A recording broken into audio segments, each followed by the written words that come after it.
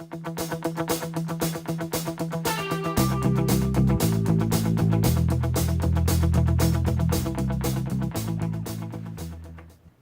what's going on YouTube? So I am back again, and I'm sorry it's been a delay. It's been like a week.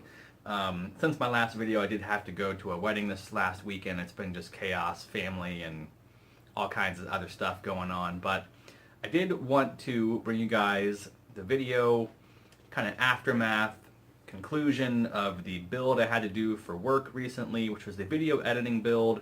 And really, when I say video editing for this particular build, this client is really using this strictly for rendering of low resolution, like 360p,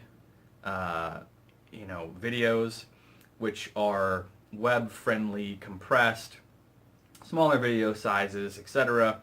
And I think I told you in the first unboxing, or at least when I showed you guys the components of the build initially, that spoiler, it's going to be super fast at rendering those videos, even with just the CPU alone. With the addition of the GeForce GTX 1070, which does support obviously CUDA acceleration, and the program that they're using is Adobe Premiere, supports CUDA acceleration as well, really made the video rendering on this machine absolutely fly. So today, it's going to be a quick video. I got a lot of other stuff that I want to get onto, but I know that some people have been waiting on this video, so I'm going to get through this, let you guys know how the build went, how my experience was with all these components, and how they kind of combined to create really a phenomenal machine. And I don't want to say it's a budget machine by any stretch of the imagination, but certainly for the performance level that you're getting, and the performance that you can get, not only in single-threaded applications, but in multi-threaded workloads and gaming workloads. So productivity, gaming, general use on this computer is just absolutely phenomenal. So I'm going to go over the parts list here again real quick, and as I do that, I'll be putting stuff up on the screen so you guys can see the components and kind of how they turned out. And I'll also tell you kind of my takeaway of each of these components individually and whether or not I recommend them. So starting things off, I love the Phanteks Eclipse P400 case. This case, I want to say it was like 70 bucks. Double check that. I'm sure it goes up and down with rebates and stuff like that as well. But for under $100, this case, I've seen it reviewed other places, recommended by, I think Hardware Canucks recommended this case as well, and now I know why. It really does have a lot of little things that they don't necessarily have to include, but that certainly are nice additions. And some of those include LEDs on the power button that circles the power button, that also syncs with the LEDs coming out from under the front of the case, comes out actually from the vent cover for airflow through the bottom front of the case, and it looks really cool. It's actually a physical button that you can hit, located somewhere around the power reset button, and it's just for LED control. So as opposed to making you install additional software, which some people don't want to run a whole lot of additional monitoring software or LED control software, it's just taking up more of your resources of your computer and slowing down your machine. I totally get that. So having the ability to change your LED color, the effects such as strobing or consistent or gradually glowing in and out, etc., just by hitting this button, I thought was an awesome feature. So thumbs up to Phanteks for that feature. And a couple other little things that they had, I like the aesthetics of the case. Personally, I think it looks great. The side panel is acrylic. It's not glass, so it's not going to shatter on you. But it looks phenomenal. You can see your components in there in all their glory. And I personally am always going to side on the fan, pun intended, I guess, side fan of performance. I'd prefer to have a side fan, a nice 200 millimeter side fan to get some really great airflow at low RPMs. And that's what I have on my Corsair. I think it's a 100R case that I have on the Honey Badger, my own system. And I love that additional airflow. But in terms of aesthetics and just being able to look in and see your components and all their glory, that case, this new Phanteks, P400 Eclipse case does look phenomenal. So that is a really nice thing aesthetically. But if you want maximum airflow, I recommend a case with a side fan, personally. A couple other things that they do that were really nice. They have these hard drive cages, which are commonplace in like every case now. They have these little plastic kind of cages you put your 5 1/4 hard drives in, and in the case of this case, they actually include these little rubber like grommets that act as vibration dampeners, which is great. The enemy of hard drives everywhere is vibration. So to have those included was a nice little extra touch. Other things that they do that were not necessarily but certainly were welcome additions were providing cable ties on back of the motherboard tray to help you with cable management, which was really, really easy with this case, and another pleasant surprise and a plus for the Phanteks Eclipse P400 case. Now, there was a couple of things I didn't like about the case, and this is probably more due to the price point than anything else. On my case, and a lot of the higher end, $100 plus cases that you'll see, when you go to take the screws off the back or the side panels of the case, they don't actually come off. They are, they're permanently there, so they don't come off. You can't lose them. That is not the situation with this case. I won't say the case of this case again, I promise. But if you've got side panel screws lying around, and you have a dog or somebody else, or kick one under the couch, something like that, you can lose these little screws, which isn't a huge negative. Some of these screws are also rather cheap, which is going to happen at this price point, and putting them in, a lot of times the threading seemed a little bit wonky, required a little bit of extra force on the old screwdriver there, some elbow grease, etc. But overall, the quality of the case looked and felt very, very good. Aesthetically, functionality-wise, being able to run, cable management and have it look really good. All those things turned out very well. So I would recommend this case. It does come with two non-LED, so no light on these fans, but two Phanteks 120 millimeter fans, one in the front and one in the back. And I added two additional fans. I added another 120 millimeter fan on the top back portion of the case, and also another one on the front of the case, just to help with airflow. So you can add, I think, even up to 140 millimeter fans on the front, on the back, as well as on the top. You could even add a radiator there if you wanted to do water cooling or like an all-in-one liquid cooler. You could certainly do that with this case as well. So the Phanteks P400, I give it a thumbs up. The build was super easy using using that case. They provided all all matching black screws for your entire build to keep the aesthetics, consistent and matching. Again, they didn't have to do that, but they put it in the box anyway. And for the price point, you really can't beat that Phanteks P400 case, in my opinion. So awesome case.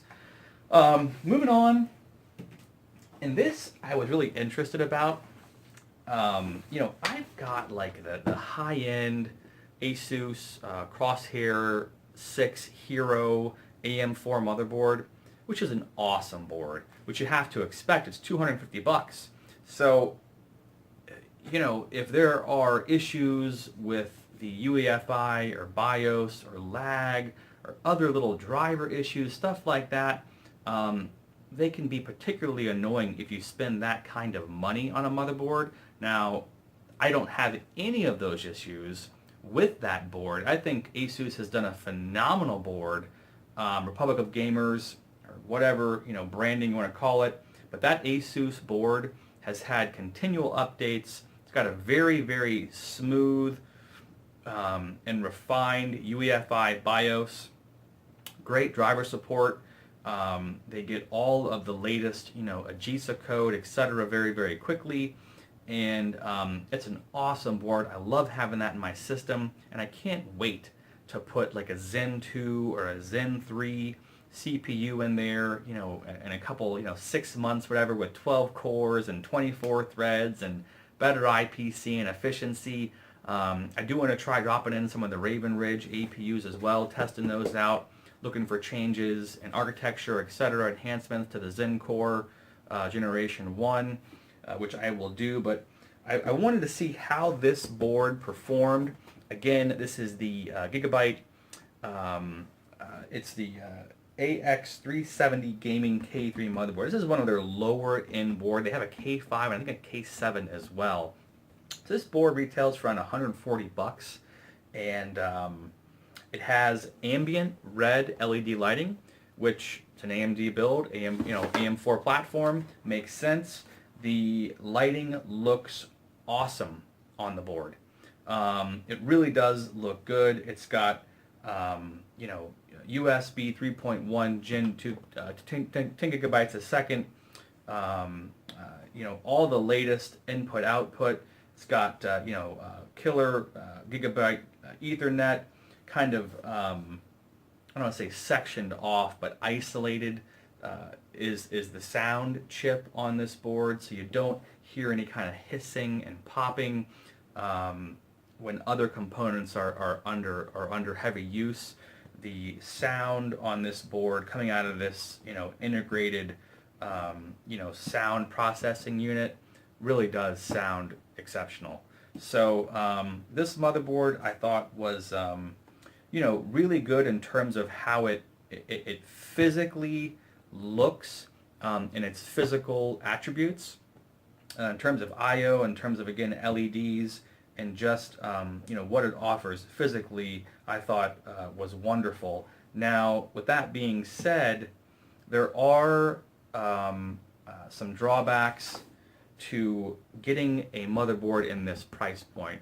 And even though this motherboard includes, like I say, all that great new I/O, support for basically any AM4 chip that you could throw in there for the next several years, and it also includes, surprisingly at this price point, an external clock generator, which allows you, if you wish, to change the base clock or the frequency of your memory. So it makes overclocking your memory a lot easier, and can also help you with overclocking your CPU in certain situations. But that is a huge positive. I didn't really mess with that on this board with this build because it was for a client, and I wasn't like trying to get a maximum overclock or tweak this thing to the limit for myself, which if it crashes and I have the system, I could always reboot, go back and mess with the BIOS, etc. But I don't want a client to have to deal with that kind of stuff. So with that being said, the BIOS and the UEFI on this particular board, it's just not the same level of quality that I've seen with the Asus, Crosshair Hero 6 motherboard. That UEFI is very robust and very refined, and it's AMD AM4 specific. Whereas when you get into the UEFI BIOS on this board, you can really tell that they just kind of transposed over a lot of the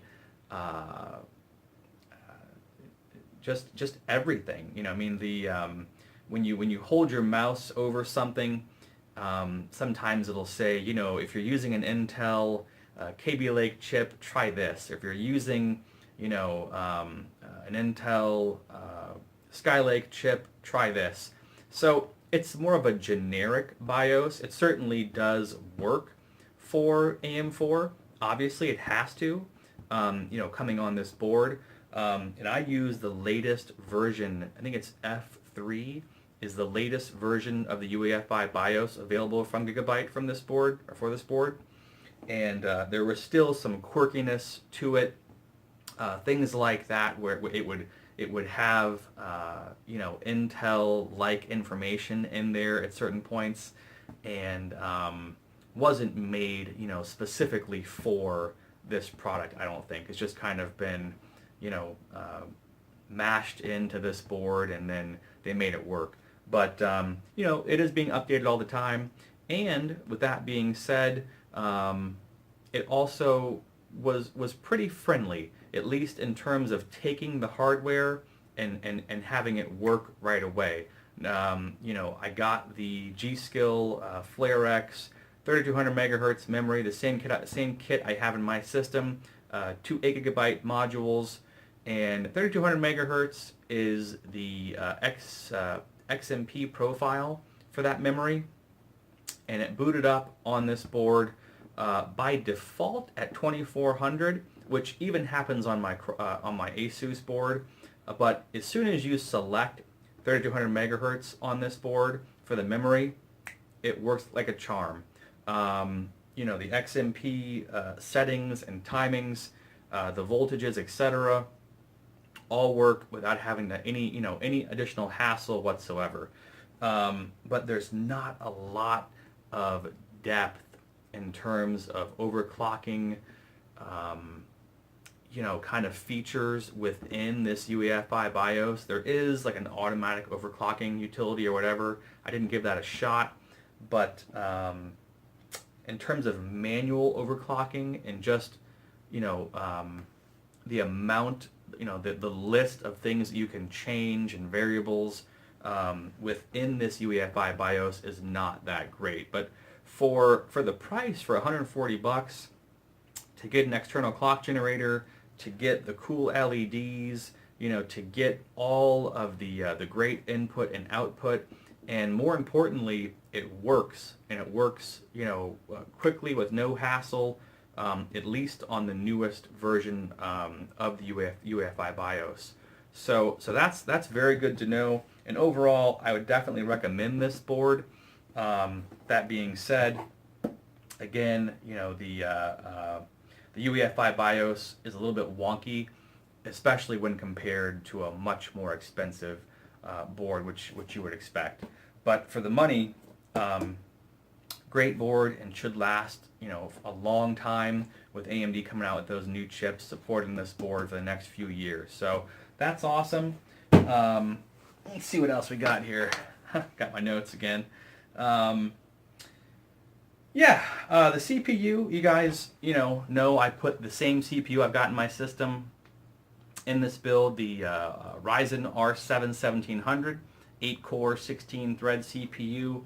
AMD, I don't know why they do this, but they like to lowball themselves in terms of frequency. This chip in particular, the base clock, if you look at the spec sheet, it says 3 gigahertz, I believe, is the base clock, and then 3.7 gigahertz is the boost, the turbo boost on this chip, which is not actually true. Even with the standard stock cooler that comes with it, the Wraith Spire cooler, which is actually what I used in this build, the base frequency of this chip on all 8 cores, 16 threads is 3.2 gigahertz. Now, 3.7 gigahertz may well be the official boost clock, but you got to keep in mind that the non-X parts of the Ryzen AM4 CPUs do have XFR. They just don't have XFR in the same increments that the X models have. The X models, like the 1700X, the 1800X, the 1600X, when XFR kicks in, if you have adequate cooling, XFR will take you up another 100 megahertz above the maximum boost frequency. In the case of the non-X parts, it's only 50 megahertz. So you're still getting, 3,750 megahertz out of the box, no tweaking required, with XFR on lightly threaded workloads with this chip. Now, I ended up settling on 3.6 gigahertz with this system, with just a little 0.2 plus to the V-core, which gave me like a 1.2, 1.21 kind of maximum power draw under full load for this system. And it gave me good temperatures that I don't have to worry about the client, having a system crash, or, the system's getting too hot, or the fans are too loud, or whatever. And again, it's already just insanely fast because of all the CPU cores and threads, as well as the CUDA acceleration in the application that they're using this system for. So I still think this CPU right now for $299, if you have $300 and you're going to build a new computer, again, unless you're building it specifically for 120 hertz, 144 hertz plus 1080p gaming, competitive gaming, and even then I think it's worth your consideration because it's going to have fewer frame drops than even a KB Lake, or even probably a who's to say about Coffee Lake coming up in the next couple of months. But because of the increased core count, you're not running into situations where a game requires more cores or more threads. And on the Intel chips, maxing out at 4 cores and 8 threads right now, even though they do have higher clock speeds, it's debatable in terms of IPC, but games are optimized for those chips. I'd recommend those for that use case only.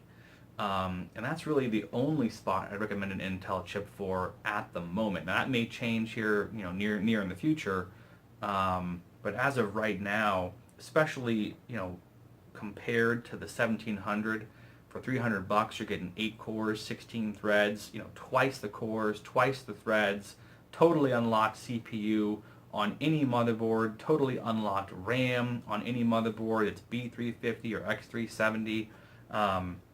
In my opinion, you just cannot beat the value and performance of this chip. So moving on down the line, told you guys already I got the G.Skill FlareX memory in there, 3200 megahertz. That's awesome RAM. It's highly compatible.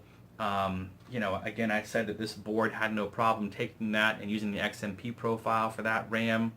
Just selected it and boom, no problems whatsoever. That ran at the whatever the CAS latency was in the XMP profile with 1.35 volts standard voltage.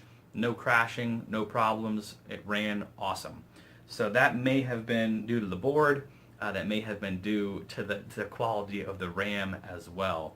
So highly recommend, again, that G.Skill FlareX RAM, which is really kind of hand-picked. And as far as G.Skill has said, they've selected modules that are AM4 friendly, that AM4 motherboards pick up, recognize, and it really is targeted toward AM4 Ryzen customers.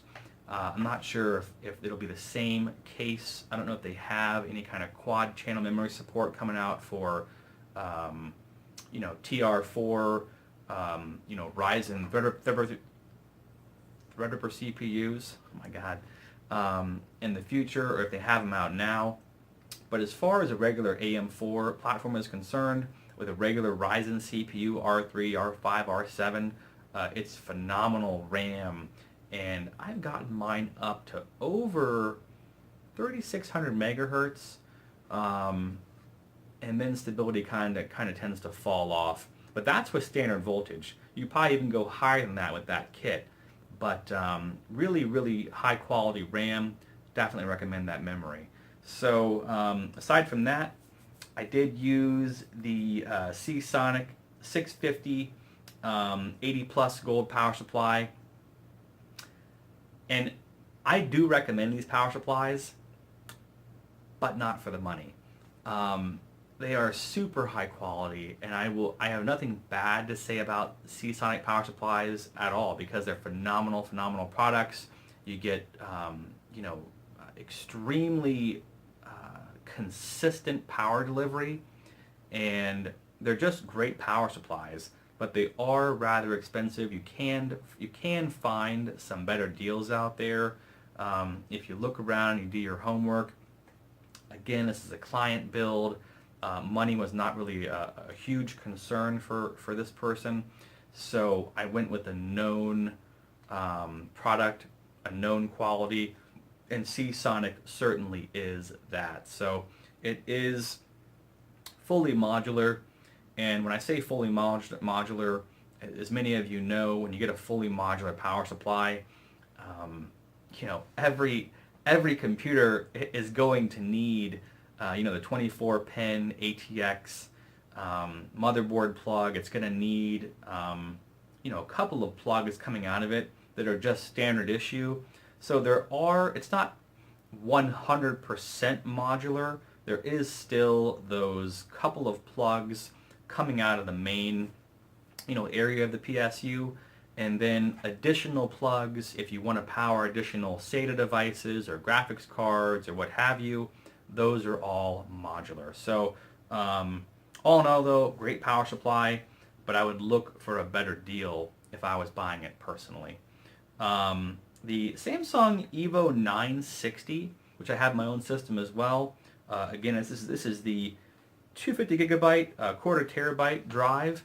It's a great drive, and it's a really good price right now for a super fast, M.2 NVMe SSD. But performance can taper off under heavy workloads, where if you can afford to pony up for the 500 gigabyte, 960 Evo, the same drive but twice the capacity, that drive really does perform better, and it also sustains that performance while it's really being hammered on. The 1 terabyte model even more so. It's just more more chips on that little stick to kind of team up and work together and deliver that performance consistently, and even over and above what this drive will give you. But for the money, I want to say it's like $150 right now for this drive. And if you're looking for a good, boot drive, especially if you're doing a lot of, mega tasking, people doing a lot of multitasking, video, encoding or rendering or content creation, stuff like that. We have a lot of things going on at the same time. That NVMe interface where it has that larger Q depth can really help out in those situations versus like a SATA-based solution using that AHCI or ACHI, whatever it is, the old standard kind of interface that was really intended for hard drives. So overall, I'd say it's a great, primary storage device, great boot drive, and it's especially good, again, if you have a lot of stuff going on at the same time. That NVMe can really help you out, and it does, especially with video editing, at least in my experience.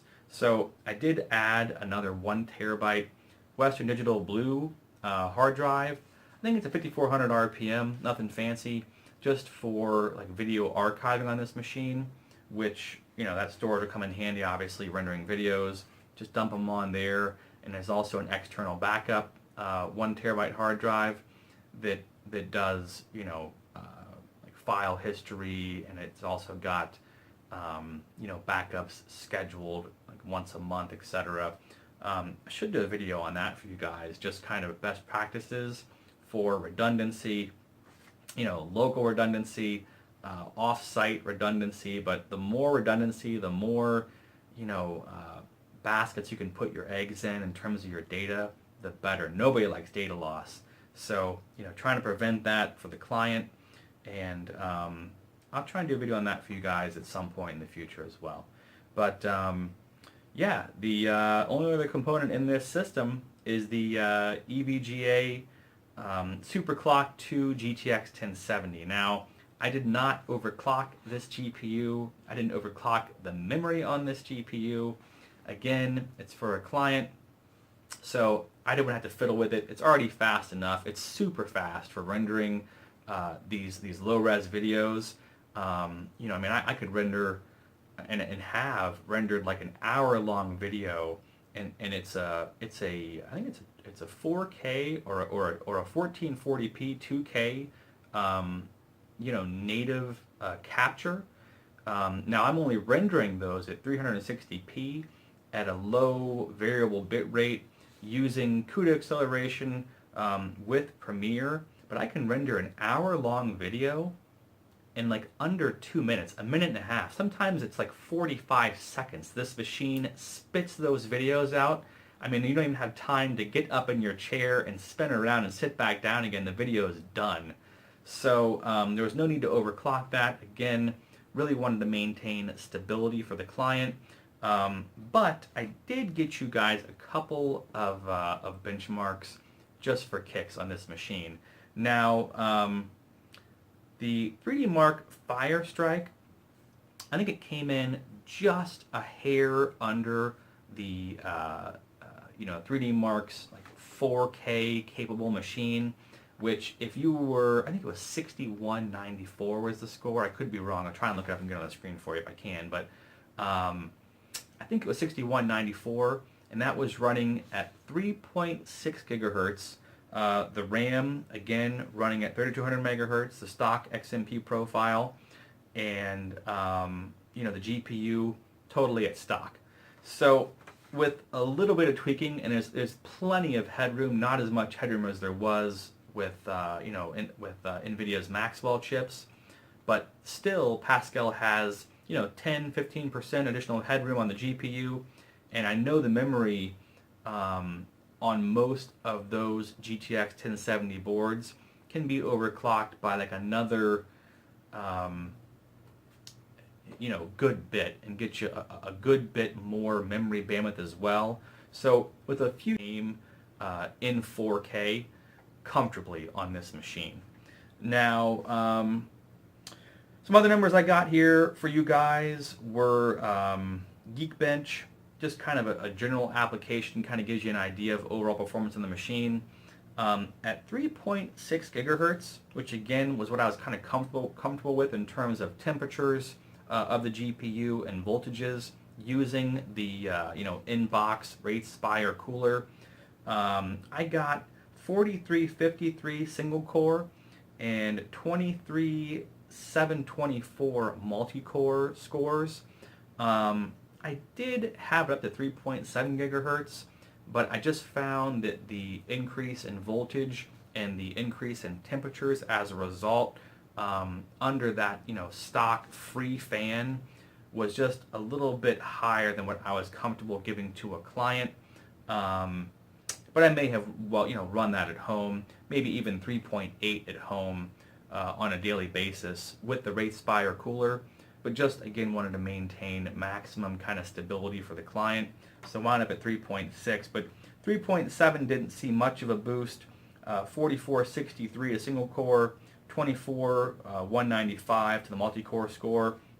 And to give you guys an idea, My 1700 that I have in my own system, I've had it clocked as high as like 4.1 gigahertz on a much more robust, Noctua NHD14 cooler, and the best score I've ever achieved in Geekbench was not actually achieved at the highest frequency. It was achieved at 3.93 gigahertz, and with the RAM, I think was set to like 34, I don't know, 80, something like that, like 3,500 megahertz, something around there, with 16 casts. But the best scores I've ever gotten on that system was 4740 single core and 26344 multi-core. So that's really pushing at least my chip to the max. I don't know if you guys recall, I actually RMA'd that chip initially, and I got a chip that actually doesn't actually clock as high as the first one, so I kind of screwed myself on that RMA. But silicone lottery, breast implants, like my last video. That's always going to happen, and you're going to see some variation there in terms of what you can achieve with your silicon, your chip. But again, for everyday performance, Geekbench runs a huge gamut of tests, everything from latency to bandwidth to floating point, integer performance, multi-core, single core, etc. And those are some really good numbers that basically just mean the computer's fast as hell for whatever you're doing. And I also threw in one last test. This is a request from a subscriber for V-Ray. And this is for, real-time 3D rendering. With stock settings on this, again, the 1700 base frequency really is 3.2 gigahertz, even with the stock cooler, and like 3.75 gigahertz with XFR, even on the stock cooler. So with that being said, I got a V-Ray score or time of 135 on the CPU and 129 on the GPU, and that was with the RAM at 2400 megahertz. Now, kicking the RAM speed up and increasing the speed of the Infinity Fabric, the communication between the two CCX units on that Ryzen R7 processor didn't help a lick. So I got the exact same speed, exact same scores with the memory at 3200 megahertz as I did at 2400 megahertz, which is interesting.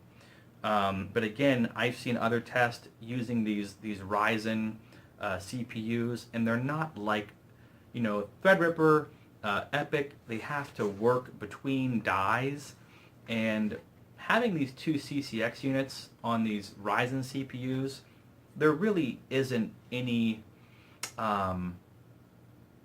noticeable impact to performance in terms of latency. There is, if you look at the numbers, there is extra latency having to pull information from L3 cache on one CCX unit from another on these CPUs, but I have not seen a performance difference measured or tested or shown by anyone,